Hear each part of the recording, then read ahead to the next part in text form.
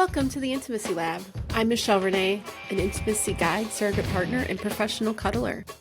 We're here to talk about intimacy in a much broader view than what you're probably thinking.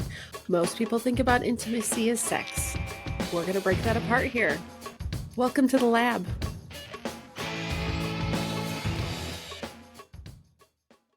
Welcome back to the Intimacy Lab. Today I'm excited to be joined by my colleague Aubri Lancaster, who is an asexuality and aromanticism coach, or would it be coach or educator? Educator. Okay. I'll have you do an actual introduction here, but Aubri, I always like to say, like, where did I meet this person that is sitting across from me? Because the way I see this podcast is about like kind of my usual cast of characters. Like, who do I surround myself with?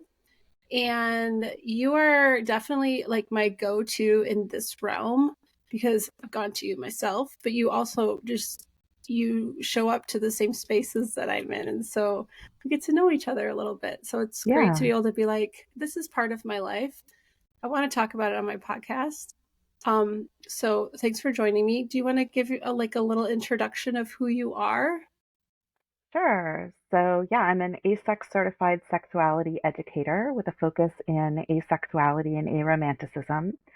I've been working in general sexuality education through adult product sales for 16 years before I turned my career to focus more on educating sexuality professionals on asexuality and aromanticism, which I've been doing for the last few years now. We have the toy thing in common. I almost forgot about that until you brought that up, because that's kind of where I kind of stuck my toes into this world first. Like, I even forget it in my story when I'm telling people, like, how did you get into this work? I almost always forget that I did do toy sales for a while.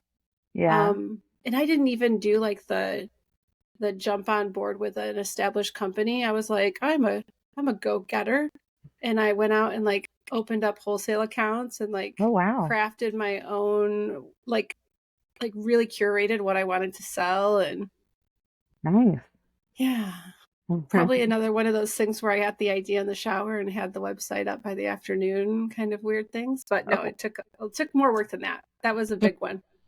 But it was part of my history that I kind of forget about, because that's probably one of those ways where my ease of talking about sex showed up in my life as like, you could do this. And then it's kind of keeps evolving. I was not at ease at all when I first started. No.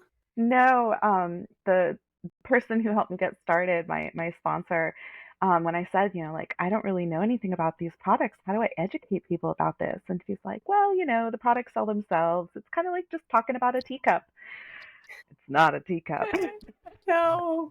But what ended up happening is, after doing it for just a few months and learning about the products and learning about everything they did, I realized that very quickly I did know more than most of the people at my parties, just because there is so little information out there for adults, and certainly not 20 years ago.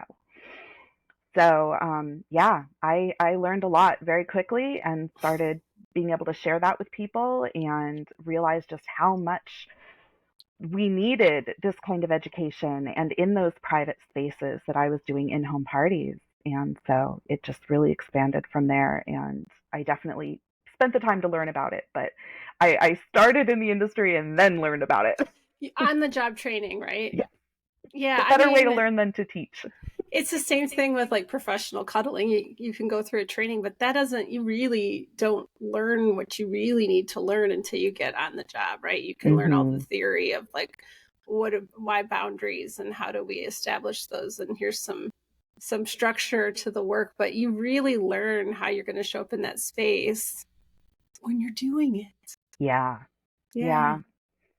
It was, I was gonna say, the toy parties, like, I think one of my first ones I went to was with my mother-in-law back at the time, not my current mother-in-law, previous mother-in-law. And I remember taking my mother to a party and how embarrassed she was and uncomfortable. And I really relished in that and had a good time. I don't know. I remember buying her a toy. I bought her a vibrator for Christmas that year. I might have bought it at that party. And when after she passed like 20 years ago, and we were going through her stuff, she still had it in the original wrapper. Like it never had been taken out. She didn't Oh touch my it. goodness. Yeah. But I mean, nowadays, Michelle, and how I practice consent, I don't know if I would have like kind of, I don't know if I forced her into coming with me or just coerced her a little bit. I'm not sure, but either way, it was a bonding moment for mother-daughter, I'm sure. I gave out so many vibrators as presents over the years. Probably not as appropriate as I thought it was at the time, but Where's that line, right? It's like yeah, we want people to get more comfortable. And as someone, I mean, when you're getting this stuff at discounts, it's also nice to spread the love around a little bit too. So, totally. And yeah. I have like a weird sense of not getting embarrassed about things sometimes. So it wasn't embarrassing for me. So I'm like, it can't be as embarrassing for them. I know But sometimes it was. I've always thought masturbation sleeves specifically, wouldn't they be great to hand out to every like 13-year-old for their birthday? And then I'm also like, is that appropriate, Michelle? I just don't know. I have no sense of what is like standard operating procedure. And do I want to be in standard operating procedure as far as like what is socially acceptable? And oh, there's a whole nother conversation about like how to raise a sex positive family. And Yeah, I have a 6-year-old. It's a challenge. But I work primarily with adults. I've never worked with children. So those are conversations I'm really having to learn as I go. I think I was reading a book recently, and they actually brought up a book from Dr. Lex Brown, from Hmm. the incoming president for ASEC. And I was like, oh, I didn't know that she had a book for kids. So, I didn't either. That's good well, to know. now I'll have you to look it know. up. Yeah. I'm reading a lot about perimenopause right now because that's Hmm. my next stage of life. And it was in a Mm. book called something like What the Fresh Hell Is This? Hmm. I think that's what it's called. Anyways, I digress. Okay. So before we dive into asexuality and aromanticism, I have to initiate you with the We're Not Really Strangers card of the Okay. day. On my last episode, I learned that doing 3 cards takes too much time, and we were an hour into the episode before we even finished Oh, the wow. 3rd card. Okay. We had lots to talk about. I don't think ours will take that long. Okay, so we picked 3 cards before we started recording. We picked the one Hmm. that we wanted to do. So we had some consent in this. It's not being sprung on either one of us. Yeah. So we'll take turns answering. Do I seem like a cat or a dog person? And I'm going to answer for you, and you're going to answer for me, but I know you have insider information. I do. I think you do. Oh, no. Maybe not. If you're confused by that, then you don't. Then I don't. No. So do you think I'm a cat or a dog person? I was going to guess a cat person because you're very much into that sensual kind of feelings, and but you also strike me as very independent, like you could be left alone for a while and be totally fine with that. And you decide when you want to be affectionate with others. I love that answer. I also think cats are so good with their nose. Like, Hmm. but it's so funny. I thought you already knew this answer because I have my dog with me a lot on Yeah. calls, and he shows up in videos a lot. So I I think I'm more of a dog person as far as for pets. Mhm. I do think I act more like a cat in a lot of ways, but I also have a lot of dog characteristics. I love a good like pat on the head and a good girl. Like that is a good thing for me. Um, Mhm.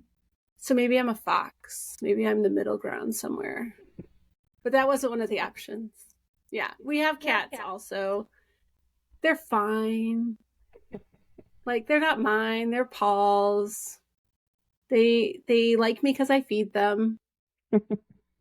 But we don't. I also am more allergic to cats than I am dogs. I'm allergic to both, but the cats Mm. definitely bother me more. But I do think as a like if I was going to go join the furry world or something, maybe I would be my fursona might be a little more on the cat side. Okay. That would be a good guess. Aubri, wasn't thinking about this question from a place of like personality. I was just thinking like guessing, what's your pet of preference? But Okay. because I was gonna say dog, and I still feel like I'm drawn to the dog answer, and I can't really say why. I can just see you like at a dog park or something. Like that's I don't know why. I actually volunteered at a dog rescue for a couple of years a while back. Yeah. And I have two small chihuahuas. I actually am also allergic to cats. So Mm, I grew up with cats, same. but when I finally discovered that I was allergic, that was no longer a future pet option. So I switched to dogs. So Yeah. chihuahuas are kind of a good mix of the two, though, because they're small and compact like a Mm-hmm. cat. They get up on like the back of the couch and stuff like that. Yep. They're very big personalities, but they're also very loud. They There's are. that. And I've had a Chihuahua before, and my dog now I think is probably part Chihuahua. We know for sure part Pekingese. Mm. But definitely has the Chihuahua kind of vibe to him, a little high strung. We'll just say that. He barks a lot, and he also does sit on the back of the couch like a cat. So Yeah. yeah, definitely a trait that they share. So well, that was fun. I didn't think about the way you thought about it, which is kind of how communication goes sometimes. Absolutely. Yeah. So we should probably like give a little entry level quickie. What is asexuality? And we can touch on. I think it'd be important to talk about aromanticism also a little bit, just in case somebody comes across this Yeah. interview and they have a jumping off point. But I think what I want to make sure when we're like describing these things is like I think people hear asexuality and they get an idea. They think they know what it means. Mm-hmm. So I want to know if you could like kind of give it doesn't have to be a 30-second version, but as long as you need to feel like you give a little bit of some grounding information here to start with. Yeah. So if we want to contextualize it a little bit, I like to talk about it as both an orientation and an identity term. So as an orientation, it is an orientation where the person experiences little to no sexual attraction towards other people. Similarly, a romanticism is an orientation where the person experiences little to no romantic attraction towards other people. And the way that our society frames sexual orientation is that it asks, what's your gender? What's the gender of the person you're attracted to? It assumes that those genders are going to be cisgender, that attraction is going to be heterosexual, and it assumes that attraction is going to be kind of this amalgamation of sexual, romantic, and emotional and other things. And it assumes that that attraction exists. So part of what asexuality and aromanticism do is challenge some of these questions, just as much of the queer conversations challenge these questions. Instead of assuming what your gender is, we need to actually ask that question. What is my gender? And have other people who have actually asked that question of themselves to know whether or not we are attracted to them for the gender that they are. And then that attraction aspect, we have to actually start to break that down and understand what attraction even means. That there is sexual attraction where you may find another person hot or sexy and or just sexually appealing, and then romantic attraction where that can be aligned with limerence or just feeling drawn to another person in a romantic sense, finding another person romantically appealing, and then that emotional attraction of wanting to connect and bond over shared feelings. So, as an orientation within this social framework that our society constructs, asexuality says yes, some people are attracted to people of same or similar gender. Some people are attracted to people of a different gender. Some are attracted to all genders or regardless of gender. And some people are attracted to no gender. And it's just not a factor. And then, as an identity term, because the orientation is not innately about desire, we're talking attraction, there still comes in that question about whether or not a person wants to engage in sexual activity, which is a part of the asexual conversation and why so many people may get confused around it. So, as an identity term, it is a way of taking agency, and it is a rejection of compulsory sexuality, amatonormativity, and singleism. That was good. You did a great job, because I went into it. I think the only thing I get stuck on, and you kind of hit it, but I still don't feel like I have a really good definition of like, what is romanticism? Like, I Yeah. had this come up we've both done what was the bonding project. Mm-hmm. And when I took Yeah, their with Dr. Lyseth. test, Mm-hmm. yeah, when I took their test and started to ask about romanticism in your relationship or relationships, I was like, but what is that? How it was like, how often do you want romanticism in your Mm-hmm. week or something like that? And I was like, I don't even know what that, I need some definitions. And of course, part of that thing was that they weren't giving you any definitions. It was for you to define. Yeah, And I get really stuck in that space. a lot of people do. That's once people realize they are on the asexual spectrum, and another part of that that also needs to be regarded is the fact that there is the gray area. There's, all of these in between places. So it's not one or the other. There's all of this in between and all of these different circumstances. Um, so yeah, with romantic attraction, there's the main components on that people kind of get stuck on is what kind of a relationship model do I want? Whether or not the person feels limerence, so that intense feeling of infatuation, euphoria, heartbreak, cognitive obsession, intrusive thoughts, all of those aspects. A lot of people associate that with a crush or kind of that feeling of fireworks, butterflies in the stomach, those sorts of elements, which for a lot of people are intrinsically linked to sexual attraction, but not for everybody.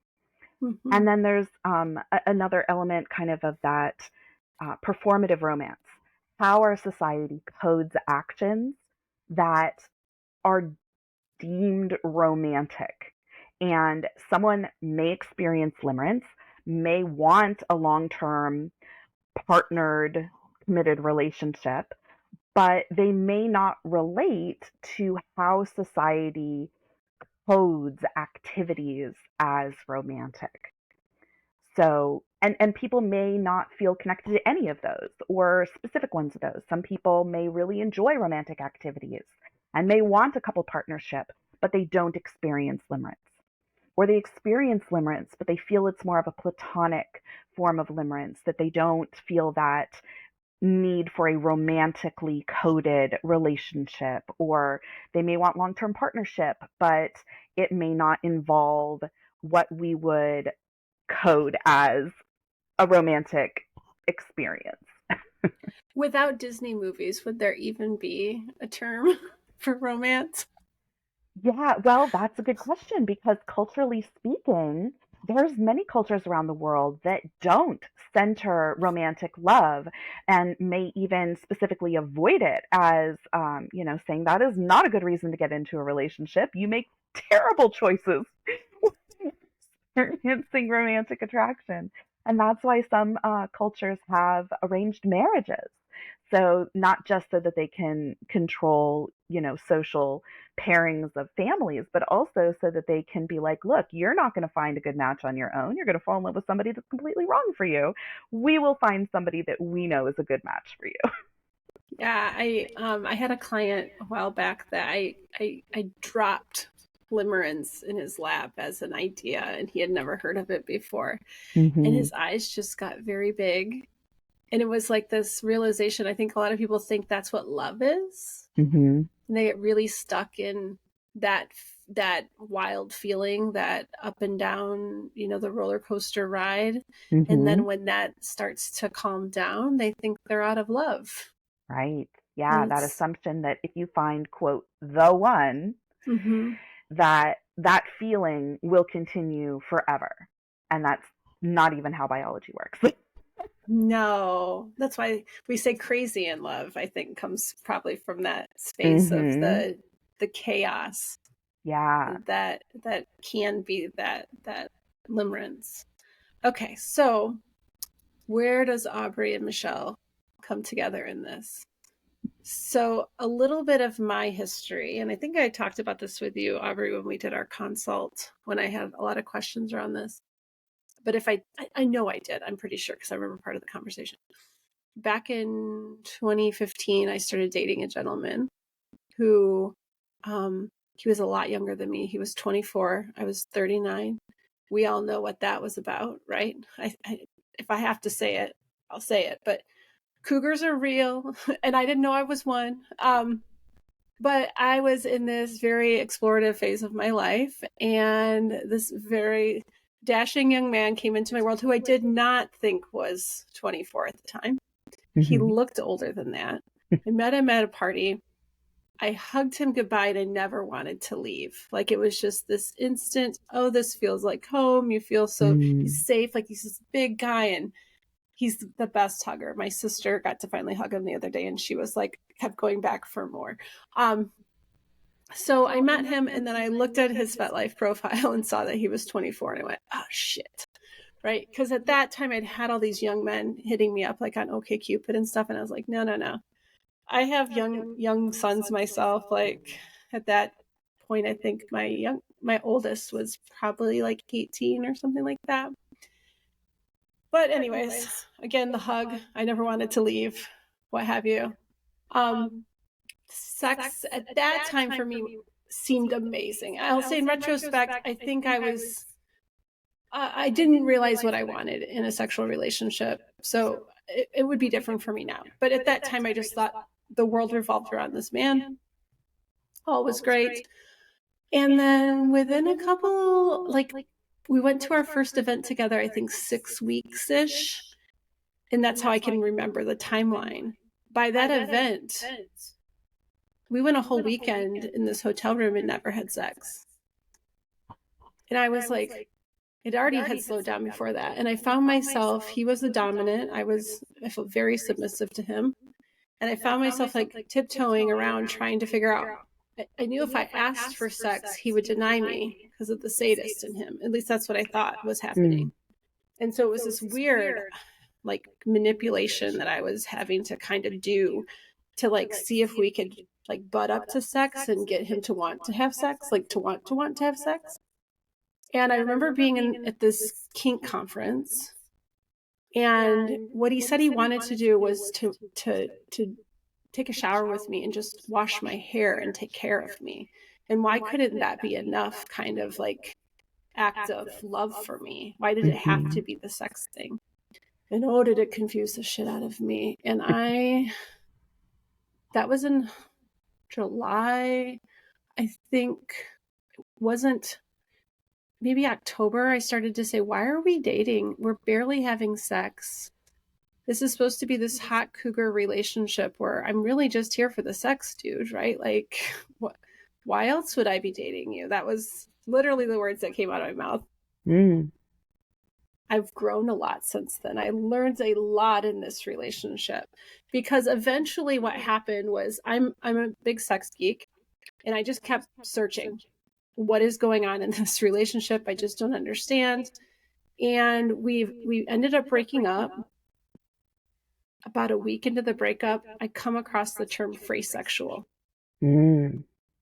And I looked on Facebook. I found one person on Facebook who had mentioned it in a post, and I like direct messaged her and said, "What can you tell me about phrasexuality? I don't trust to ask my partner about this because I won't believe what he tells me." Right? And he Mm-hmm. didn't even know the word. Right? He Sure. was when I did bring this to him, he was completely unaware. So this wonderfully kind, generous person was like, free sexuality is where you move beyond sexual attraction because of your connection. Like Mm. that's how they described it to me. And because Mm-hmm. it wasn't coming from my partner, I could kind of believe them. Mm-hmm. But the way it felt on the other side was that we were in this open relationship where he would literally fuck anything that moved. That's what it felt like to me. And he wouldn't touch me. Mm-hmm. And it felt cruel. I had a hard time really wrapping my head around it. But it also made it make sense. And so I reconnected with him and I said, I've got some information I want to share with you. And I shared the term free sexual, and he was like, oh, wow, this makes a lot of sense. I've been in this situation before and I've just always moved on. Mm-hmm. But you're somebody that I really care about. I just don't want to sleep with you. Mm-hmm. And it was hard and a wonderful, wonderful lesson in separating sex and love in a way I never had before. Because I totally believed I could have sex without love. Yeah. I had a really hard time understanding or comprehending the idea of having love without sex. Mm-hmm. Because they were so paired together for me. Mm-hmm. So, previous boyfriend Kyle, I still love you to death. And it was a huge learning opportunity for me. Yeah. So that's how it first entered my life. Yeah. Yeah. Then fast forward. So the spring of 2022, I was at a fun little kinky board game weekend with a colleague and a whole bunch of her community. And at that event, I got to learn the term aphantasia, which is where we don't see pictures. Oh, okay. Yeah, yeah. Yeah. So her and I kind of learned this thing about each other. She was also, there's 10 people at this weekend, little cabin in the woods. 3 of us identified with aphantasia when it was brought into the space, which it's supposed to be really rare, but I don't know. 3 out of 10 doesn't seem very rare. But anyways, so her and I have been on this little journey of like, we're both surrogate partners, and we're we always talk about how does aphantasia tie into our life. She sends me a Marco Polo one day, and she says, I'm reading this book on asexuality for a client that she was working with. And she's like, I'm really resonating with some of the stories in here. I don't think I experienced sexual attraction. And I was like, yeah, I don't know that I do either. And it's just been this weird at, 40, I'm 48 now, but this stuff was happening at 46, 47. I'm just like, it's so wild to be at this point and still like pulling back layers and layers of this onion to be able, like, as I've learned more about myself and I've built like my self-worth up, the things that are able to show up about me are very different than I thought they were.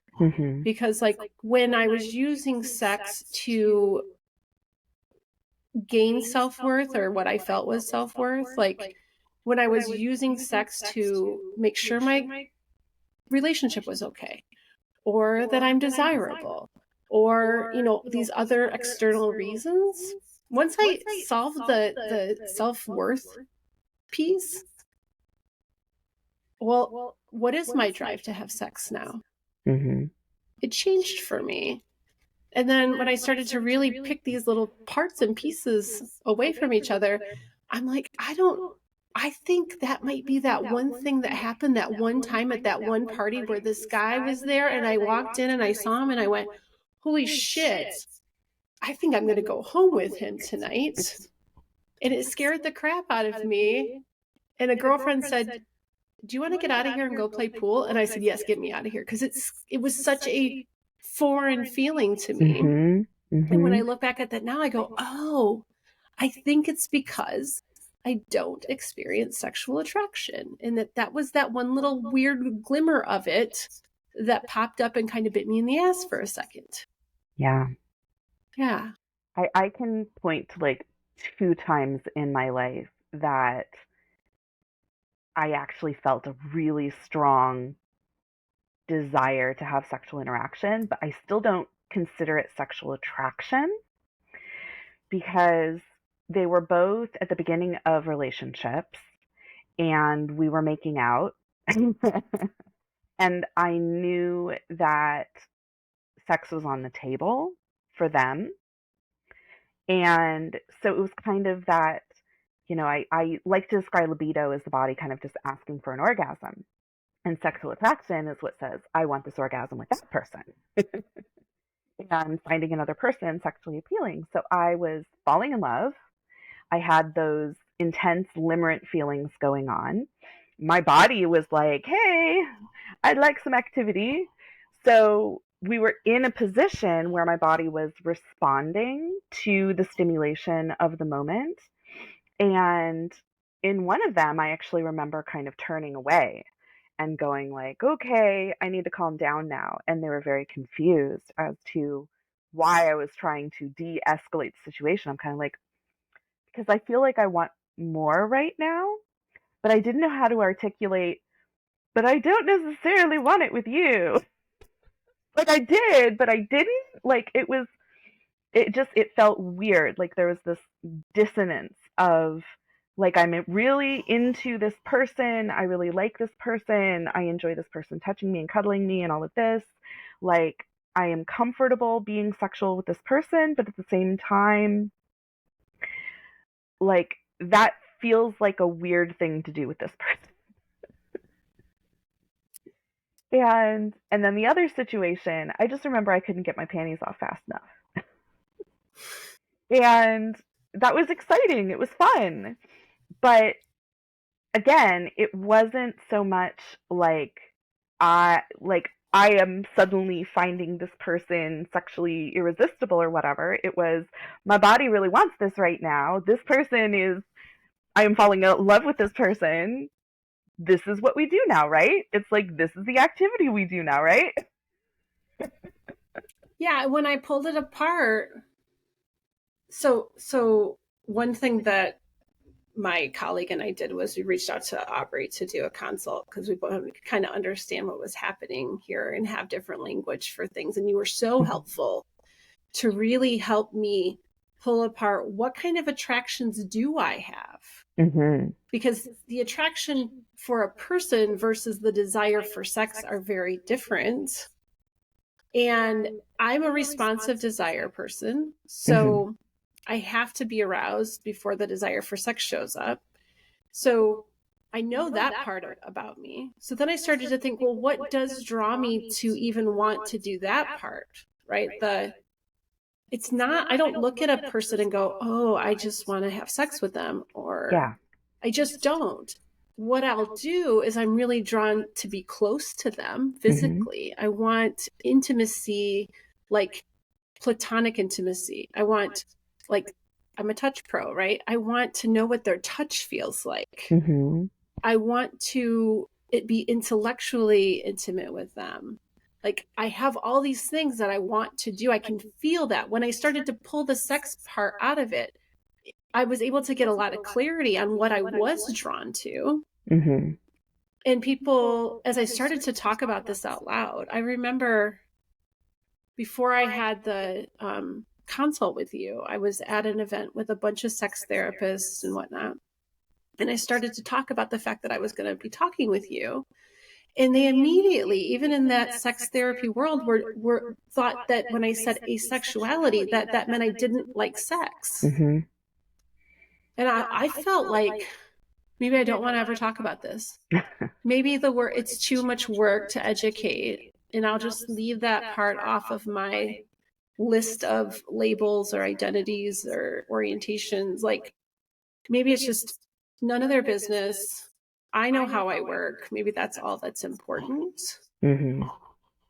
But then I keep finding myself talking about it anyways. And so I was like, no, we should probably just go ahead and record an episode so that I can direct people here for a much deeper conversation than maybe I'm going to have with them over drinks. Right? That to explain that I'm still having sex because I want to have sex.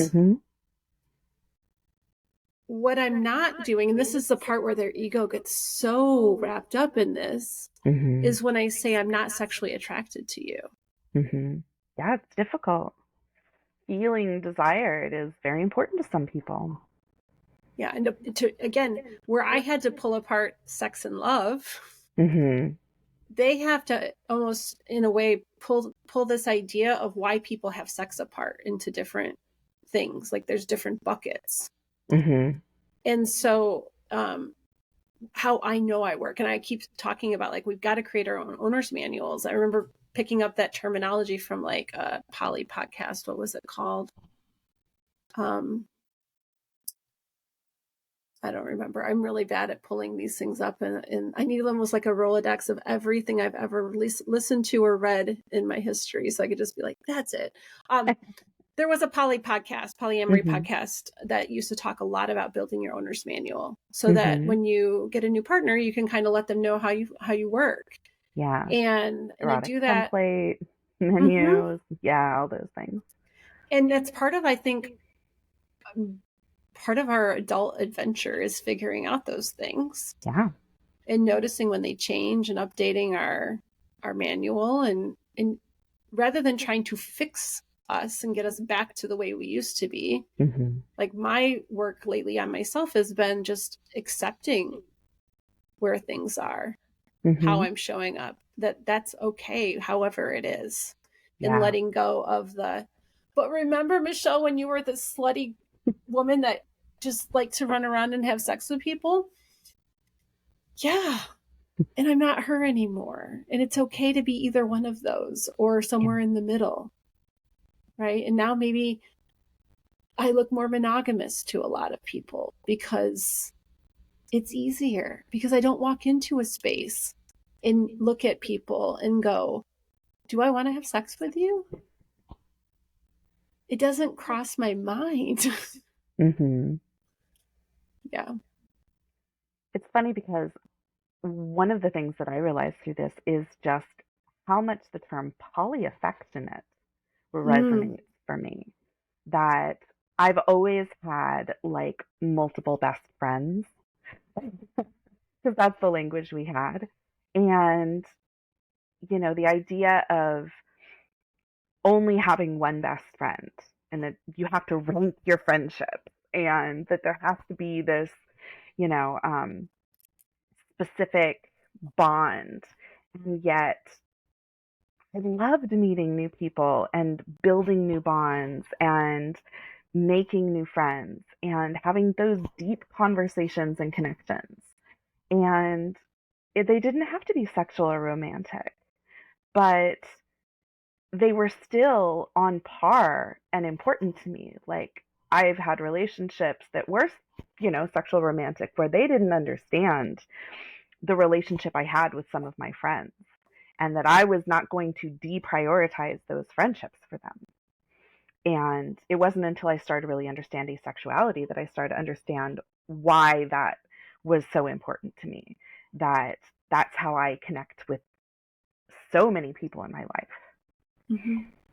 Yeah, I like that I wrote it down. I know I've heard you say it before when we talked before about this, but if I wrote it down, it's in my pile of Post-its over here that need to be sorted. But polyaffectionate definitely rings true for me. I was at a party the other day, and I'm perpetually an educator, right? I've really questioned if I should learn how to take that hat off sometimes.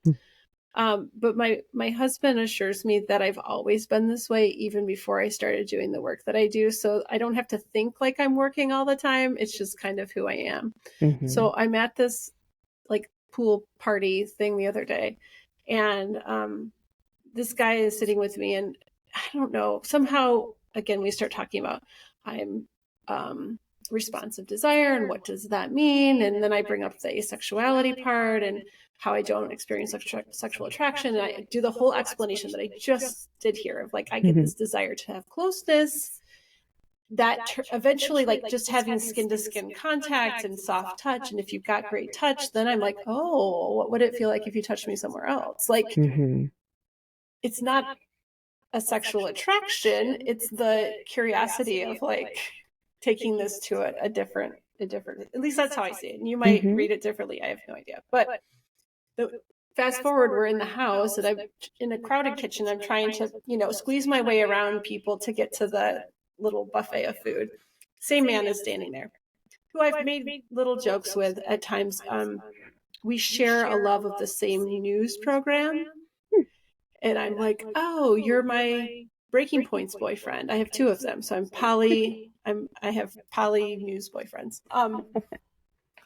And so I like come up behind him and I like touched him on the torso to kind of like, hey, I'm here. I'm just going to kind of move around you. And he's like, oh. And I said, now be careful. I might touch you enough that I might want to have sex. Like, it's not about you, but the touch might make me want more touch. Mm-hmm. Kind of building off. Does that still count? Count? Like in my head, I go, that's not sexual attraction, right? It's because what I recall so much from our thing was that sexual attraction is like directed at a person. Yeah. I mean, it's subjective. There is, to some degree, you get to decide whether or not you consider that sexual attraction. I think it's also important to recognize the concept of non-concordant arousal, that genital response does not necessarily equal subjective arousal, and that bodies can respond to sexual stimulation, whether or not the brain actually wants that, or is in the right headspace for that, or wants it from that person. Like, just because the body can get aroused and respond to sexual touch, like, there's many examples in our society of people who are not heterosexual, who are in heterosexual relationships, who are still able to have sex, who are still able to get Mm-hmm. aroused, who are still able to climax, and all of these things. And yet, they finally realize at some point that they are not attracted to the gender that they are with. And because of the fact that they generally will have another gender that they can point to, they can say, Mm-hmm. oh, here's the problem. I'm not sexually attracted to this gender. I'm sexually attracted to this gender instead. And yet, when it comes to asexuality, we don't have that other to point to. So we're perpetually in that place of, kind of, well, the body responds. I can get aroused. I can get into this physical state. I can enjoy the pleasure, but there is some disconnect here. And it's not that I'm not in love with this person for some situations. It's not that I don't enjoy this kind of stimulation. So what is it? And so finding that language about sexual attraction that was a huge key for me too, because that was part of it. When I heard the term asexual the very first time, I heard it as the other end of a line from hypersexual. Mm-hmm. And it was on one of those charts in a queer training where they have, you know, femininity to masculinity, hetero to homosexual, and then one of them, like, they just had an expanded version of this, and one of them was asexual to hypersexual. So that was the first context that I actually heard the term. And I remember putting myself towards the asexual end of that spectrum, but I was understanding it as more a libido than anything. And Mm-hmm. for some people, that is how they connect to asexuality, which is why it gets so frustrating, because it's so easy for us to have misconceptions about what asexuality is and not relate to it because of one specific pathway. But there's so many different pathways to asexuality. And for a lot of people, it's about that sexual attraction. That's one of the primary pathways for a lot of people, but it's not the only one. So, it was when I finally heard the term in relation to whether or not it was part of the, LGBTQIA plus community. It was somebody saying, well, asexual people are LGBTQ. And I went, well, of course they are, right? It's in the acronym. I kind of knew that, but I never spent any time thinking about it because we make these automatic assumptions. Then I went down the rabbit hole and found the language of sexual attraction versus romantic attraction and aesthetic attraction, sensual attraction, emotional attraction, platonic attraction. And that's where my brain just went, oh, so this is, first of all, an orientation. That was a big key for me for relating to it, to understand it as an orientation, not just this libido scale. And also to understand that language, to recognize that I did experience romantic attraction, and that's what I had been mistaking for sexual attraction all this time. But when I really started to break it down, I went, oh yeah, no, I was in romantic attraction all that time. Yeah, and when you don't, it's not like a light switch turns on or off, and so you can say, I remember when I had this thing and now it's gone. Like we can't see the difference, Yeah. right? And I know now when I'm in these spaces with people that I'm drawn to for lots of different reasons, whether it be aesthetics or intellectual attraction, or again, that desire to just have closeness with them. Mm-hmm. Now I'm looking at it from a place of like, oh, it makes so much sense now that I don't clock the sexual attraction piece. Mm-hmm. And when I was talking about it at this pool party, the guy goes, man, I'm kind of envious because like my world revolves around sexual attraction and I wish it didn't sometimes. And I said, yeah, and I'm kind of envious of you too, because I want to know what that feels like in a way, because I've had that one little time and it scared the shit out of me. Like I would like to be somewhere. Could we just merge and get somewhere in the middle of a nice happy medium? That might be kind of interesting. So I just like, it's not that people in the world here, it's not that I don't like sex. Yeah. It takes a lot of work for me to get to the sexual desire part. Mm-hmm. Because I don't even have sexual attraction working for me. You know what I mean? Like it feels like you can approach me for it and you better be really good at hearing no, Mm-hmm. and be willing to go through that kind of um, field of potential no's, because my partner, he's so good at knowing that I might not get there. I might not get to the point of sexual desire. And I have to know that I feel safe to say, yeah, this isn't the thing. But if you want to come cuddle with me and show me that you've got really great conscious touch, it might work, Yeah. you know? This idea that it has to be this all or nothing thing, or that sexual activity is the pinnacle of connection, Right. that's where we have to start deconstructing things and start to recognize that there are so many different forms of intimacy and connection and pleasure and attraction and all of these different ways that we have of relating to people. Sexual is just one of many, many, many, many options. And yet our society says that, well, that has to be the main one and that has to be the goal. Right. And anything else is less than. And so we're starting to finally have the language to say, that's not my goal. I Mm-hmm. have other things that bring me pleasure that I can center in a relationship, other ways of connecting that are my preference, Mm-hmm.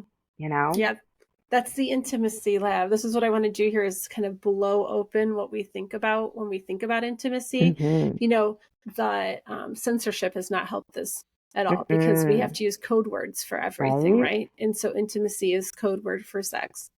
And in my work, uh, most of my work is so much on the platonic side of Mm-hmm. intimacy, and it's delicious. Mm-hmm.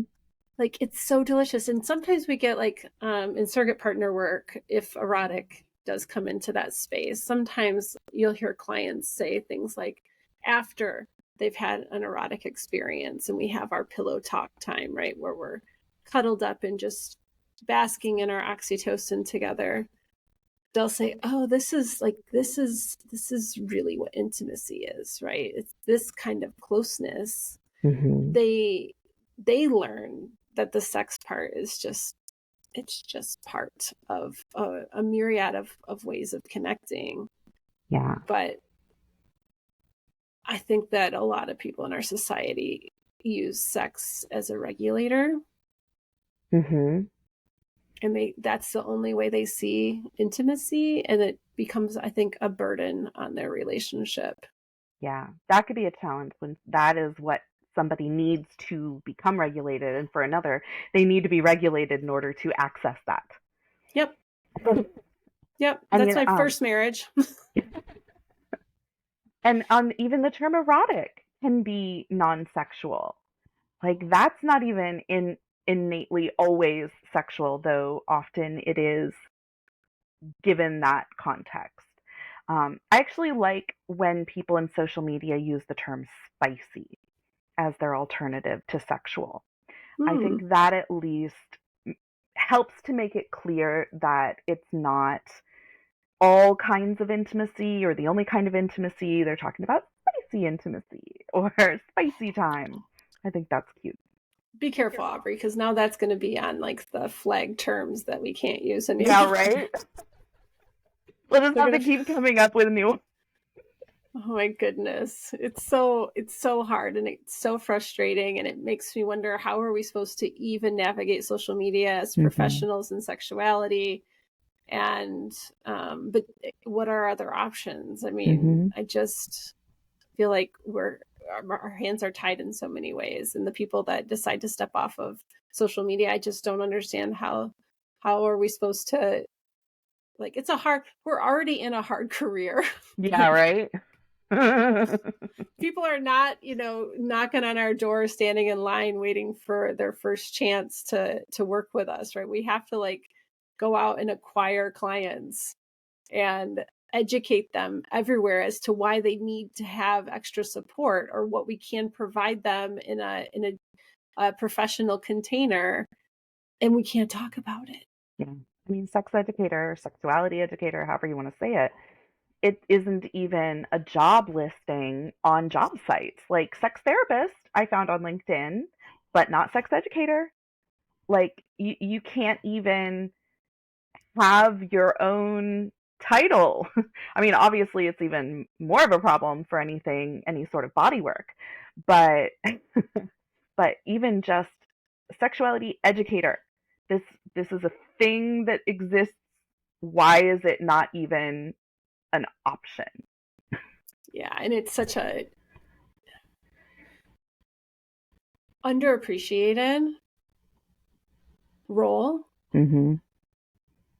Like, I feel guilty sometimes when I compare like how easy it is for me to make a buck because I get to touch people compared to people that don't get to touch people. It it's it's unfair, and we need more of the sex education, Yeah, it's preferably before they difficult, show up at my door. right? Finding even the space to bring that in as a educational field, like in the under 18 crowd, it's expected to be done by the health teacher at a school. So there's a few people out there that actually go into schools as professional sexuality educators, but it's really rare. Usually the school district is just has their own curriculum that they buy from some source that they give to their teachers to administer.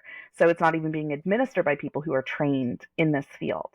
And then on a college level, you may have human sexuality professionals. You may actually have people who actually know what they're talking about in that setting, but it's an elective. Yeah. It's not like it's a mandatory part of the curriculum. And then that's why I actually loved doing the in home parties because it was one of the few places that I would be talking to people that had never had these conversations before. Mm-hmm. People who had never had an orgasm, people who had no idea about the need for clitoral or gland stimulation.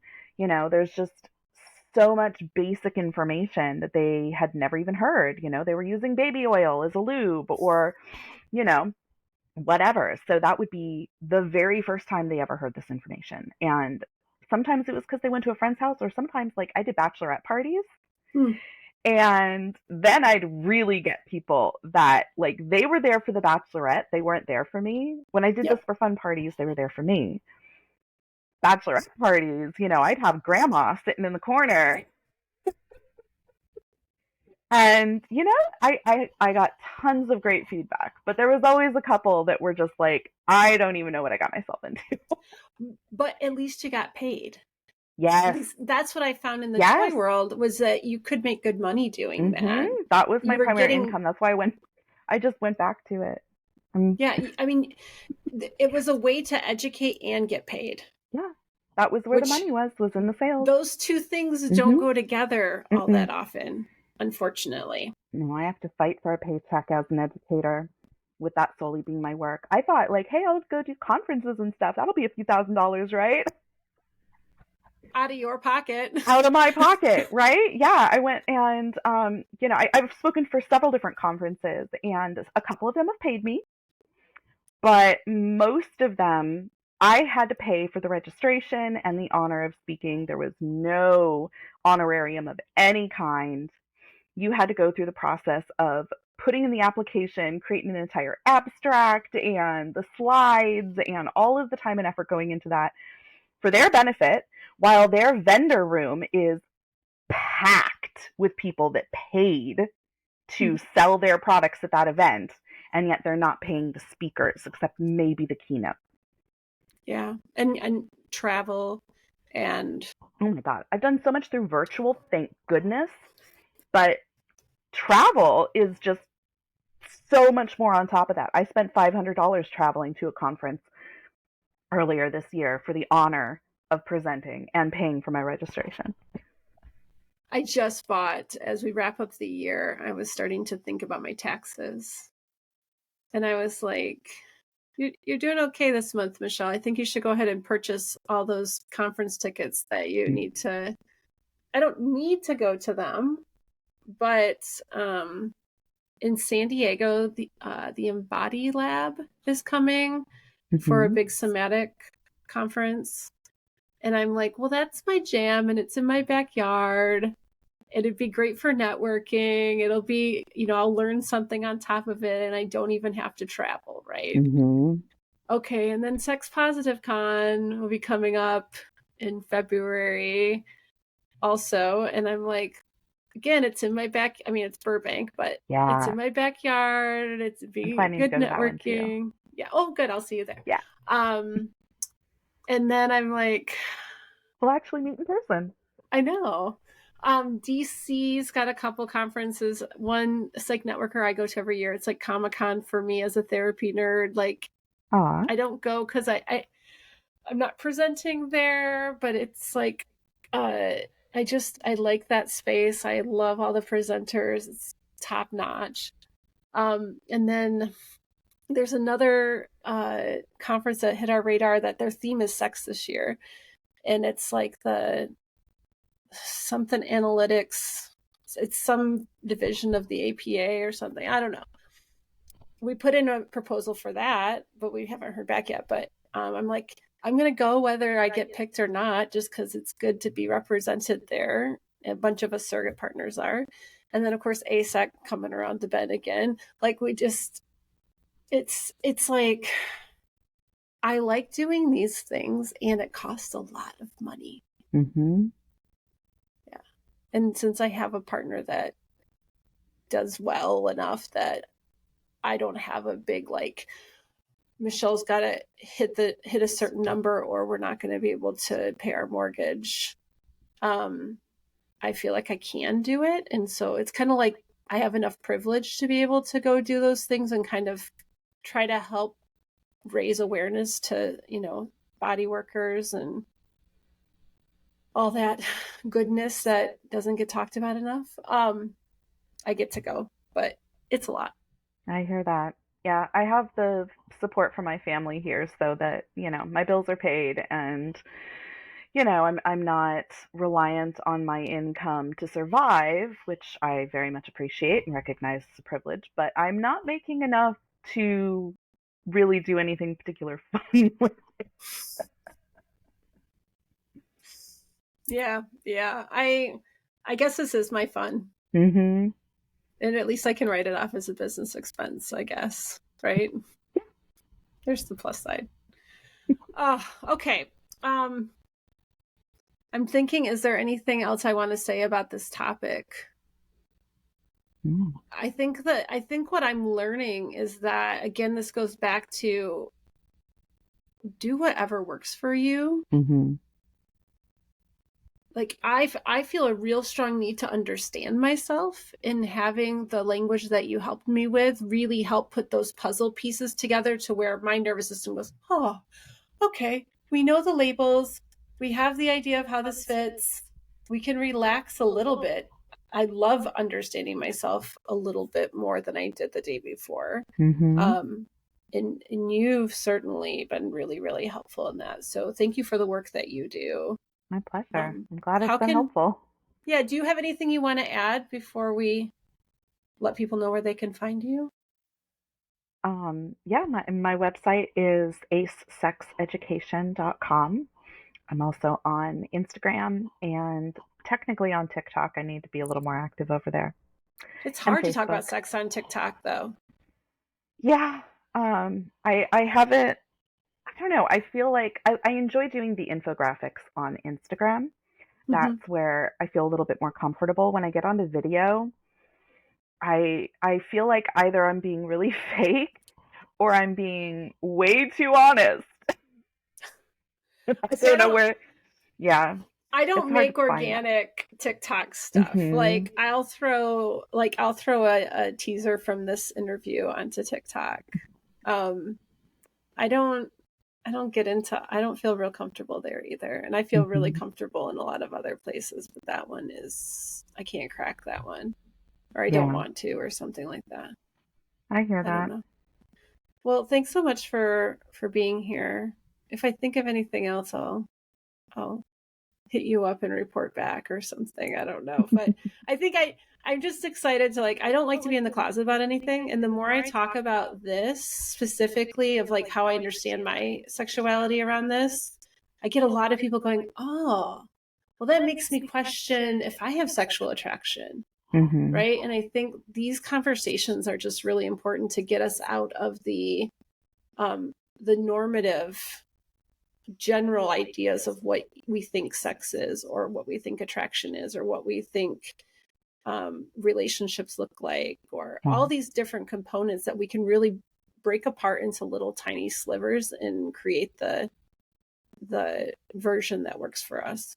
And that's such a huge part of it is because I often get people who are wondering, am I asexual? Am I on the asexual spectrum? You know, can I use this language? And I think that's kind of the point though is yes, please use the Mm-hmm. language because regardless of where you might be on the spectrum or not on the spectrum, we still deal with compulsory sexuality.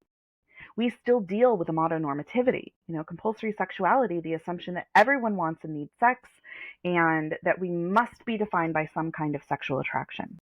And that amatonormativity that Elizabeth Brake coined the term for, to that hierarchical prioritization of sexual, romantic, exclusive, amorous relationships as the pinnacle of human relationships that everyone must aspire to, that relationship escalator that completely ignores the value of platonic relationships, of platonic touch, of non sexual activities and pleasures and intimacy. And simply by having that language, whether or not you want to explore your place on these spectrums, you can still explore what non sexual pleasure and non sexual intimacy means for you and how you might find some of those experiences to be what you want to prioritize in a relationship. And maybe decenter sex doesn't necessarily mean eliminate sex, doesn't mean sex isn't important for a person, and maybe it isn't, but it just means that maybe that isn't the most important thing for a person. Or that we need it all. I mean, we Yeah. don't need sex, right? But a lot of relationships suffer Mm-hmm. when the only focus of connection is around sexual Right.